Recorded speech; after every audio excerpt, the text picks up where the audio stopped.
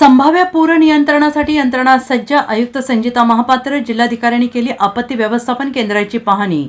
पावसाळा आणि संभाव्य पूर नियंत्रण यासाठी महापालिका यंत्रणा सज्ज आहे. महापालिका क्षेत्रात 24 तास नियंत्रण कक्ष कार्यरत राहणार असून सर्व विभागांशी तो वायरलेस आणि वॉकी-टॉकीद्वारे जोडण्यात आलेला आहे, अशी माहिती आयुक्त संजिता महापात्र यांनी दिली आहे. जिल्हाधिकारी डॉ. मैना घोष आणि जिल्हा परिषदेचे मुख्य कार्यकारी अधिकारी विशाल नरवाडे यांनी शुक्रवारी महापालिकेच्या मंगलधाम प्रशासकीय इमारतीमधील मध्यवर्ती आपत्ती व्यवस्थापन केंद्राला भेट दिली.